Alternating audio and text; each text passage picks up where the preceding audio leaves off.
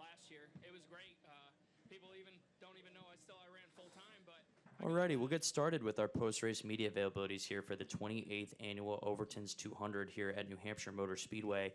We're now joined by third-place finisher William Byron, driver of the number 9 AXALTA Peerless Chevrolet. William, can you talk about your race and your finish here today?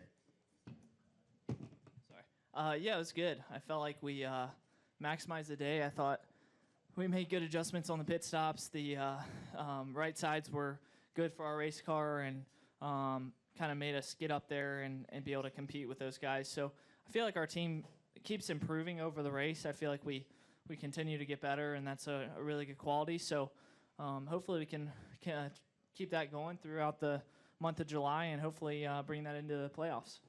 Outstanding. With that, we'll open it up for questions. If you have a question, raise your hand. We'll go in the back to Dan first. Dan Gelson, the Associated Press. Hey, William, another strong run. Do you have your eye on the one or possibly two openings at Hendrick next year? And do you feel like you are ready to take one of those seats? I mean, I have no idea, but I think it's just good to be running like this and feels really good for our team. And it's cool to have Mr. Hendrick out here supporting us and everyone at JRM. So it's neat. It's been a good couple weeks. I think we've finished in the top 10 the last 6 weeks or something like that. So it's really something to be proud of, and I feel like we're able to build on that and hopefully take it to Indy and keep progressing. We are now joined by second-place finisher in today's race, Ryan Preece, driver of the number 20 MoHawk Northeast Incorporated Toyota. Ryan, your best NASCAR Xfinity Series finish, busy weekend for you. Can you just talk about what it means to get a second-place finish here today? Well, where can I start? Obviously the two-tire strategy got us some time ahead of William and gave us some distance. So that's really what helped us get the second-place finish. But a lot of laps. It was great. And what I really want to say is this one's for all the short track guys out there that work week in, week out in their race shops, getting ready to go on Friday nights, Saturday nights. That's what I do on my weekly grind. And Monday morning, I'm going to go back to work on my modified to race on Friday. So it means a lot to do it at this stage to prove to people that I feel like I belong to be here. And, I would only get better with more seat time. Outstanding. With that, we'll open up for questions for both of these guys. If you have questions for either one, please raise your hand. We'll get a mic to you. Question for either one. Right here in the middle. Terrell Cubbiam with the Portsmouth Herald. Ryan, how much better could this weekend? Well, probably about 2 spots better, right? But how much? How do you feel after this weekend and not just putting on a show today, but all weekend long? Well, I like to win races. Sean Kershane's in the back there knows that. But, you really can't complain if you get 2 seconds in a win in a weekend. That's about as good as you possibly can get unless you win. And to win today was going to take beating Kyle Busch. And I watched him win a lot of races in the Xfinity Series sitting on my couch at home. So to be able to finish second to him today was a great accomplishment and something to build on. But Iowa's the next task, next goal. I got to do as much as I can to prepare for there so we can have another solid finish. Anything additional for William or Ryan? Yep, we'll go here in the middle again. Sorry. I'm just wondering, do all the laps that you have here in a modified, I know the cars are very different, but how much do you feel like that helped prepare you to be successful today, or did it? To be honest with you, I'd say quite a bit, but at a certain point when the tires start wearing, you got to start searching for grip. And the VHT definitely wore off. There on the outside, it was gone, I think. I never really tried to go back up there because I didn't want to lose too much time. There was some on the bottom which helped for left rear drive, but it was all strategically how you loaded the right front getting in. And I'd say, yeah, I do kind of have an advantage. But Iowa, it's something I've always done is search for grip when I don't have it. So I'm not afraid to go to the inside or the outside or cut across the apron or whatever I need to do to find that grip. Go right here. Paul Lambert, short track scene. Ryan, you raced in the modifieds, and you raced in the Xfinity Series. How much of a drop-off in grip was there in between the two races? I fought the same thing in the modified that I did the Xfinity car. The VHT was more of a factor in the modified. It was causing to shred the tire. But here today, something I need to work on and get feedback from is I don't know if I'm overdriving it and building the right front air pressure too quick, because the car seems to be really neutral and then it tends to get around the snugger side. So I'm going to get some feedback from Chris, my crew chief, hopefully from Toyota and Joe Gibbs to see something that I can make better in the future to help that and help me. But other than that, that's really it. Anything additional for William Byron or Ryan Preece? Gentlemen, thank you. Thank you. Thank you.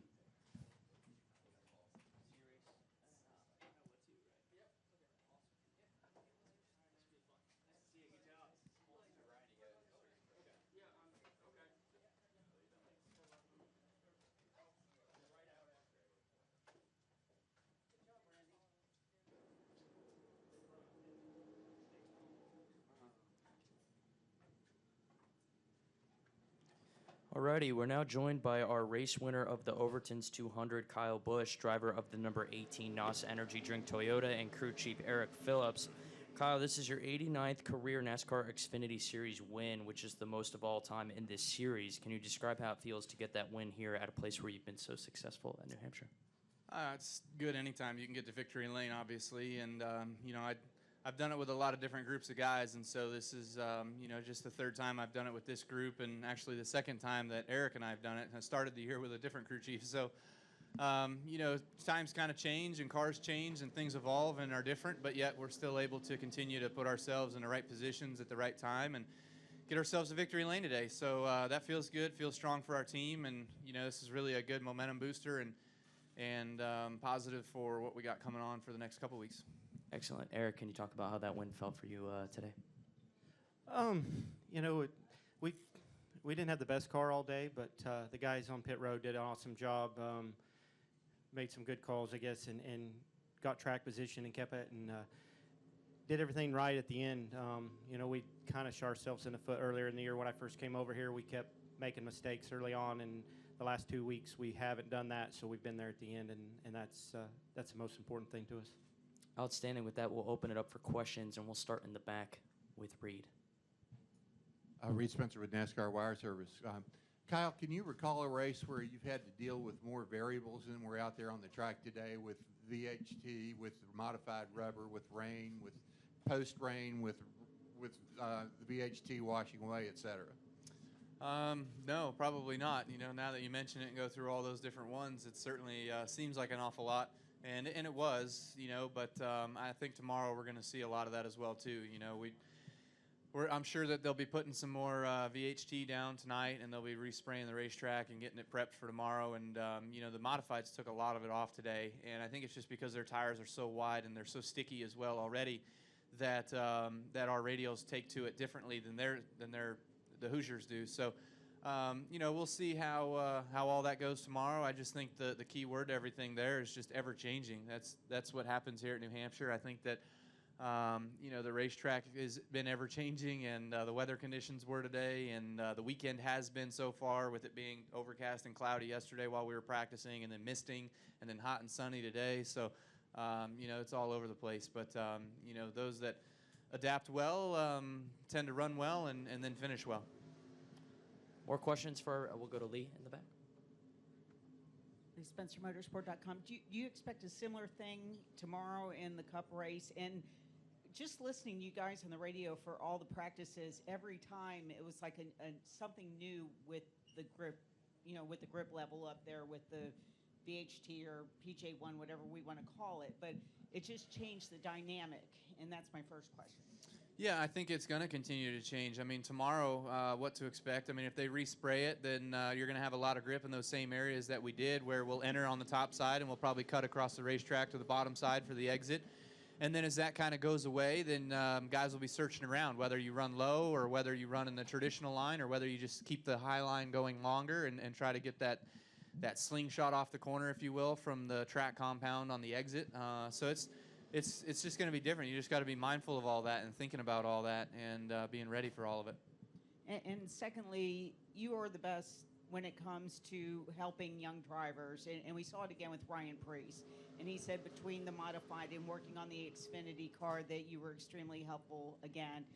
Can you just talk about how impressed you were with how he maintained his composure throughout that race?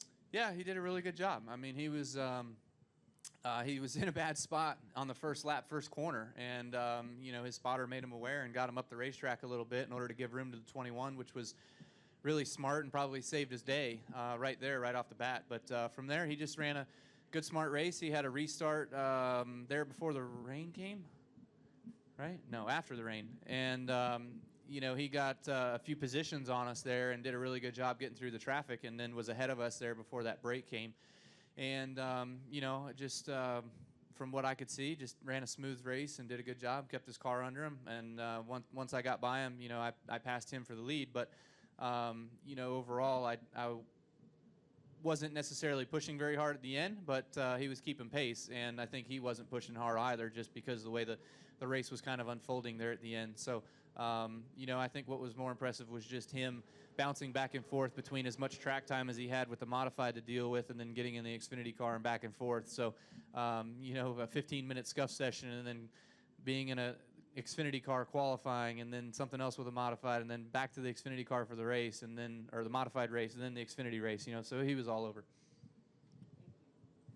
Any additional questions for our race winning team here this evening? What? Here and here.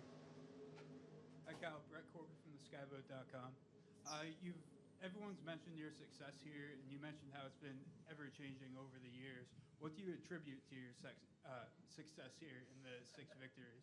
I think it's just adaptation, you know, being able to adapt to the different things that have come along here. You know, we raced on the same tire for a long time, and then that tire was changed a few years ago, and we've been on it the same compound now the last couple of years. So that's one thing. And then when I came here and tested, the track's entirely different, and the bumps are entirely different than what they were here during the test and then this weekend. I don't know why.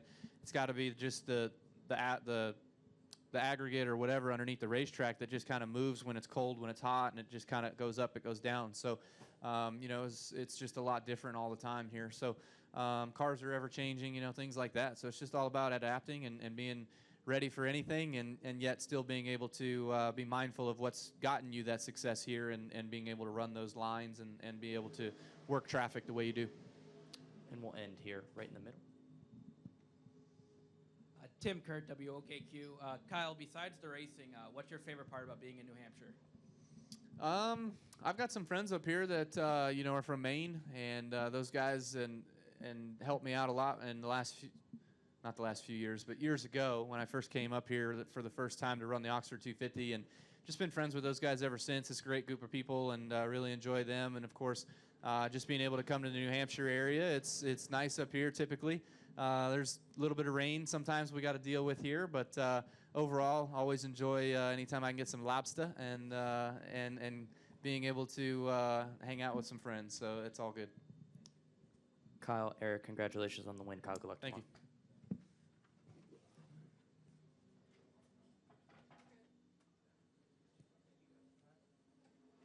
In 12th, Eddie McDonald is 13th. We've got 24 laps complete.